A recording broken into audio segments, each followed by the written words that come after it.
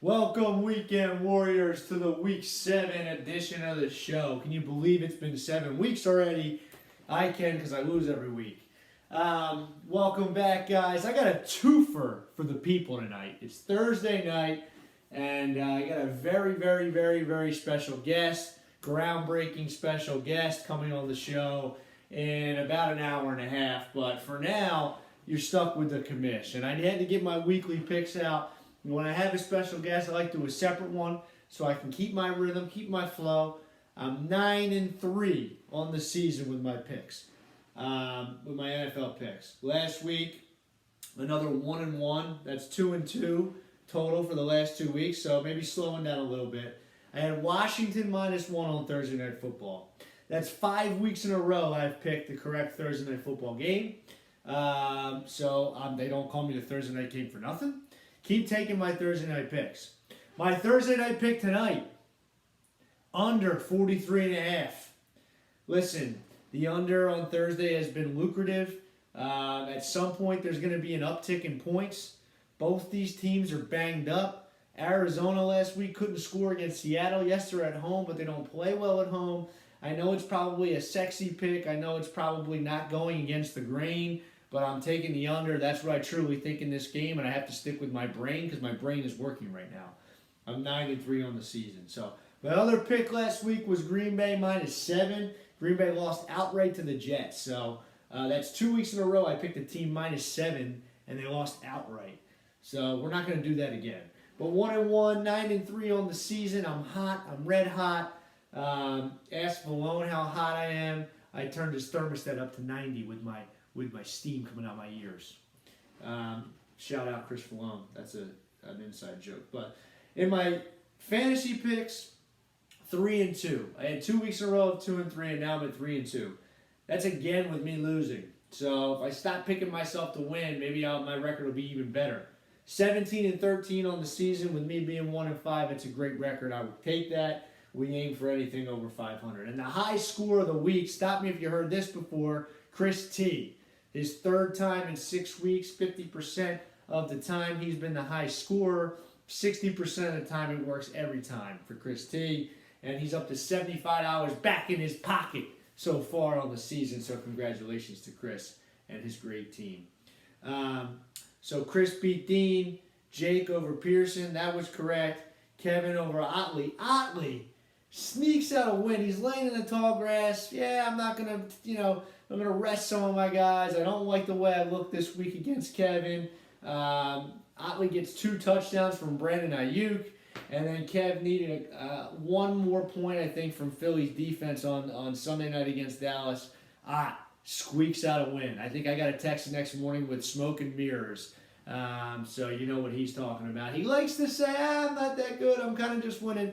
BS, You're 6-0, and people got to watch out for you. He's laying in the tall grass, guys. And then Malone over Brett. That did happen. I got to go back and check my notes.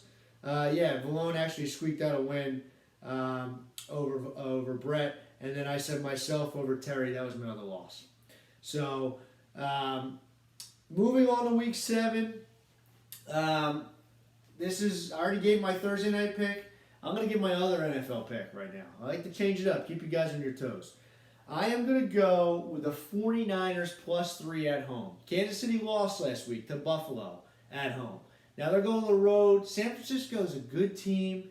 They win a lot of games at home. They play good defense. I don't know if they'll beat the Chiefs outright, but I really like where that line is. And I'm going to take +3 49ers at home against the Chiefs on Sunday. Book it.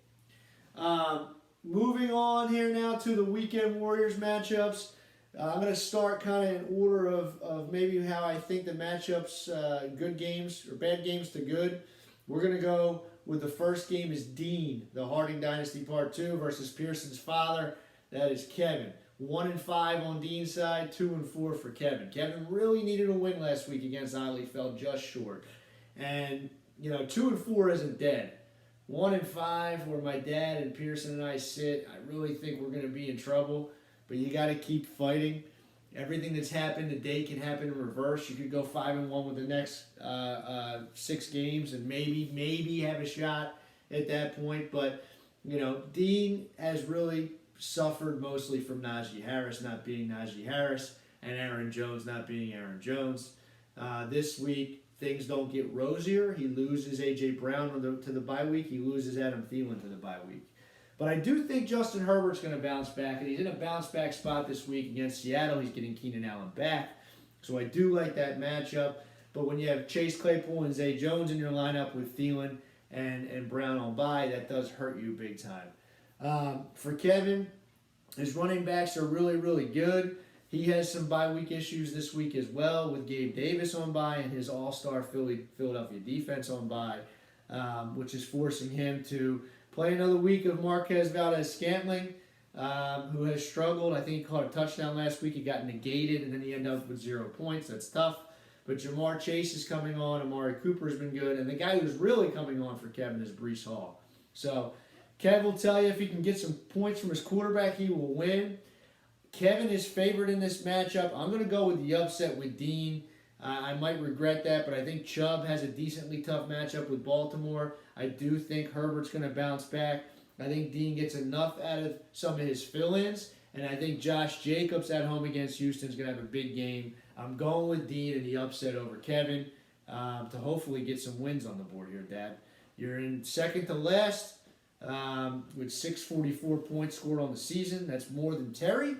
And more than Pearson, but no more than anybody else. So you got some work to do, and that would suck for Kevin. That would probably knock him close to out of it. Although I'm trying to get to 2-5, so we'll see what happens here in Week 7. Moving on, the next matchup I have on my list is Pearson and Terry. Another 3-3 team against the 1-5 basement team at Pearson. Pearson's struggling to do anything right these days. Trades away Gabe, he goes off. Now had Curtis Samuel in his lineup last week. That was a guy who got back in the trade from Kevin 1 point on Thursday night. He just, unfortunately, has gotten bit by some bad luck spider, and it's not coming out of him. And, does it get better this week? Well, Cam Akers quit the team. That doesn't help. He's also on bye week. He doesn't have his, Darrell Henderson or Tyler Higbee, but he's got Kyle Pitts back in his lineup. Amon-Ra St. Brown is back. Ramondre, is he still going to be without Damian Harris? I don't know. But Ramondre might have a stranglehold on that job anyway. Rodgers has just been so bad for him, but you think he's going to turn the corner. Flip the script. Terry, we keep talking about, Malone said, I think Terry's team stinks. I don't think he's going to be able to sustain and put a winning season together. He's second to last in points, Terry is. He's got less points than me, less points than Dean, less points than Kevin, and 2 more wins than me and my dad, and 1 more win than Kevin. And you know what? Terry's team's getting stronger.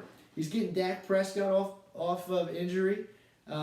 He's getting DeAndre Swift potentially back off injury. Juju Smith-Schuster played well last week. David Montgomery looks healthy. He does lose Justin Jefferson to the bye, but his team's getting better. And I pick Terry almost to lose every week, and I can't believe I'm going to pick Pearson in this game to win. But I think Davante Adams has a nice week. I think Mixon at home against Atlanta is a nice matchup. I almost flip-flopped and said Pearson doesn't win games, but I'm going to stick with Pearson over Terry. That's 2 upsets. The commission coming out firing here in Week 7. Moving on to the next matchup, Jake and Chris. Chris, I'm going to have to spend too much time on this matchup because Chris may have the best team in the league, but he has Diggs, Singletary, and this little man, Josh Allen, on bye. He's projected to score 89 points this week. Jake, just, fortunate with the schedule right now. There's no other way to say it.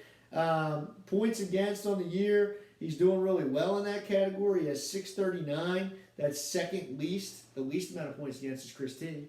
But Jake playing Chris in the best week that you'd want to play him. I wish I could go back and fix the schedule and let me pick Chris this week. He's got Matt Ryan in his lineup. He's got Michael Carter in his lineup. He's got Melvin Gordon in his lineup. I'm taking Jake. Burrow's bouncing back. Jake gets Henry back off a bye. Ken Walker looks like he could be a top 12 running back. Oh, and he's got Saquon Barkley. And guess what? He's got DeAndre Hopkins back. Jake looking strong. I think he's going to be a candidate to be in the playoffs. He's 4-2, and he's kind of muddled through in the beginning of the year, and now his team's getting good. So watch out. Chris gets knocked down a peg here in Week 7. Moving on to the next matchup, I have the matchup of the week. We have Otley versus Brett. Brett needs a win in the worst way right now. He's 3-3, but he's coming off a tough loss last week, and now he's playing the #1 team in the league, at least in the standings. He's getting Jonathan Taylor back, which should be super helpful for Bert. Other than that, pretty strong team with Kamara coming on. Had a down week from Jeff Wilson Jr., down week from Cortland Sutton last week, but Tyreek Hill looks like he's a beast no matter who's throwing the ball. The only issue might be the quarterback situation. Hurts on by, throwing in Tua. Hopefully his head is okay at this point. Otley on the other side made it through the apocalypse last week. Gets some tough receivers back in Higgins, who played last week but was banged up. Gets Brandon Cooks back. And now loses Dalvin Cook. Lamar Jackson in a smash spot at home against Cleveland. Every week I think I'm 3-3 in picking Otley's picks. Otley, vet that. I'm taking you to win this week. Until you lose, I cannot bet against you. You're 6-0. Some guys have the luck, some guys don't. Maybe this is your year. I'm taking Otley here in Week 7. And that brings me to Valone and myself. Valone, I've picked almost every week to win. He's 4-2. He has a good team. He lost Hollywood Brown, but he's getting Chris Olave back. He's got Chris Olave, Jalen Waddle, Deebo Samuel, and CeeDee Lamb. He's got Eckler. We talked about Damian Harris. I think he's probably going to be back, like we said. Will he have the majority of the carries, or will it remain Ramondre Stevenson? And he's got Patrick Mahomes. My pick is the Niners, but Mahomes still going to get his points. I thought last week Brady was going to get it together. And if he got the ball in that last possession against Pittsburgh, I think maybe it would have been a different story. He didn't. That knocked me out of my suicide pool and probably cost me the week, because Godwin finished 5 yards short of 100. Brady could have piled up some yards. At some point, I really do think that the Bucs are going to get it together. But by that point, I'm going to be out of it if I am not already. Mike Williams had a chance to save it for me with Gerald Everett on Monday Night Football. Mike Williams comes out and lays an egg. I can't rely on anybody right now, and I have Cooper Kupp on bye. It's just a very sad year for the commission, the defending champ. I'm picking Valone to beat me. I cannot keep doing this disservice to my picks. And my record, I'm very proud of my record. I'm 17-13. I'm 1-5 for myself. You take that out, and I'm 16-8. Okay? So that's where I am right now. I'm taking Valone until I prove I can do it. Please be a reverse jinx. Please let this be the week that Brady goes off. Guys, I'm ending a little short today because in a few hours I have a very, very special guest for you. Enjoy football. Take my picks, my NFL picks. The worst you will go is 1-1. And, best you do is 2-0. All right, boys. Commish out.